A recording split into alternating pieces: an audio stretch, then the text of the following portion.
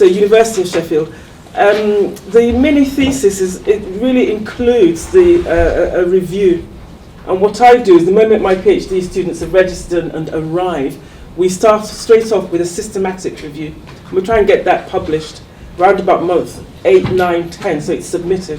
And that contributes towards this 20,000 word document. And this actual confirmation review happens round about month 12, month 15 of having registered your PhD. They're very strict in Sheffield about staying within the time limits, and you mustn't go beyond.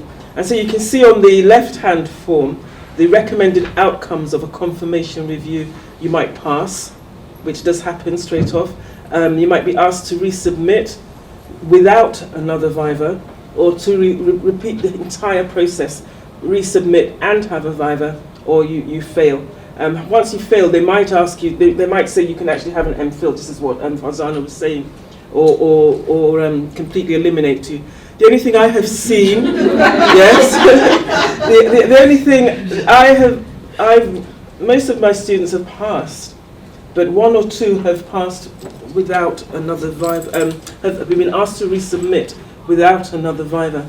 Reasons: the very first one was my second PhD student, and I chose incorrectly the examiners. They were both clinical. I'm a doctor, so I'm a clinical academic. They were both clinicians who did research, but it was really clear that they had no concept of what their role was in examining, and they were examining all the wrong things, and they were examining almost as if it was a final viva, as opposed to saying, is this appropriate for a PhD in future?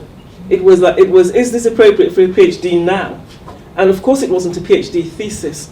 And so the lesson there is make sure that you and your examiner can understand and choose the right, you and your supervisor choose the right examiner. He went on to, he repeated it, and we chose, you're allowed to choose different examiners the second time, and it was clear that the examiners hadn't understood, and then he was allowed to move on. The second one was to do with, they didn't feel that it was doable in the time scale, and they wanted to see the ethics in place. And so they gave her a 6-month extension to resubmit, but within that time we must have had ethics approval in place, and we must have been able to show that some of the work had been done to make sure it would be complete, and she was able to do that. So that's a good thing. Because ethics can take a long time. If the project needs ethics and you haven't yet got it, and it doesn't look as if you're going to get it within, say, 6 or 12 months of that initial viva, that means you'd only have a year to do everything if a three-year PhD. So it does make sense. That is your supervisor's issue more than your own to a large extent, because the supervisor should be able to know if something is feasible or not.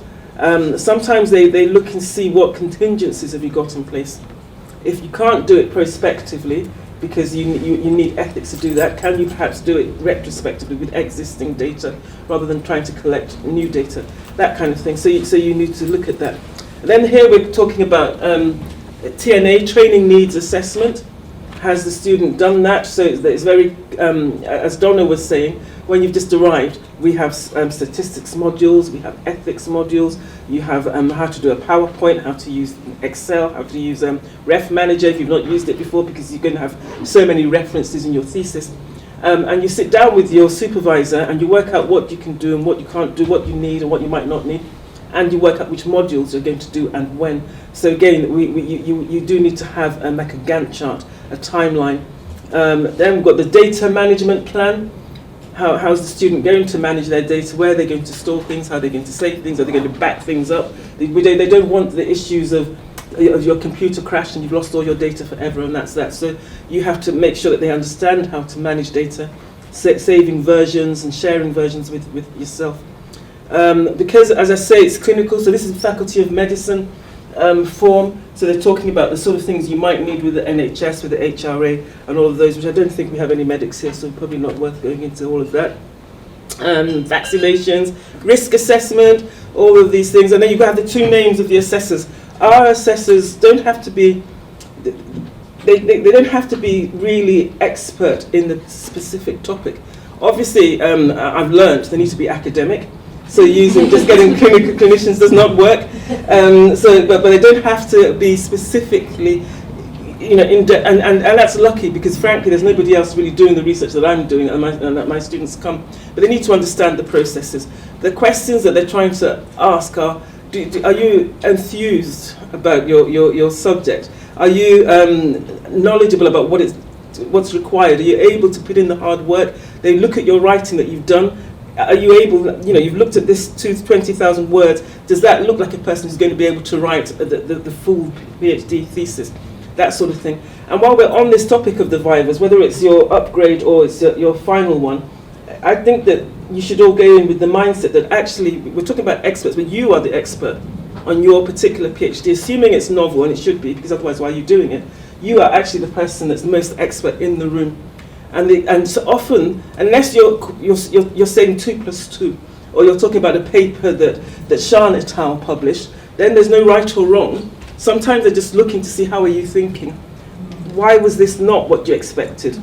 Why was this finding like this? What can you do? How do you interpret it? It's an opinion. They want you to have an opinion. What they don't want is for you to sit there thinking, because you're trying to evidence that you've done this work, you've understood this work, you can go off and become an independent academic, an independent researcher moving forward on your own. You know how to think, you know how to interpret the data, and you're confident in your own opinion, because often there isn't a right or wrong.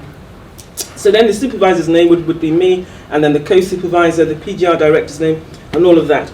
They're very interested in finishing before the tuition fee period runs out. That's their concern. I don't lie. That's what it's all about. And you see at the bottom, you're allowed 2 attempts. So I've had 2 students, and I've explained to you why they had their second attempts. They both passed. And then here are the form. It's in 3 sections. Within each section, you've got to provide a narrative response to justify your answers to the questions. So the literature review that we've done, the less than 20,000, this contributes to that. That literature review is marked by myself, by the supervisor, and by the 2 examiners prior to the viva. So you already have the background to what's going on before they get the whole document. And then you're going to see, these are all of these things, background and existing literature described clearly, and you can all read what each of these things are. So one is the actual documentation, one is the viva assessment, and the third is the personal and professional development. And then there's a summary section to the form, which allows the individual supervisor or examiner to say exactly why they've decided to say pass, defer, or fail. So if you can, I didn't contribute this, maybe just take a snapshot. And if you've got all of those things done properly, then it should be fine. You should have no issues with passing your upgrade.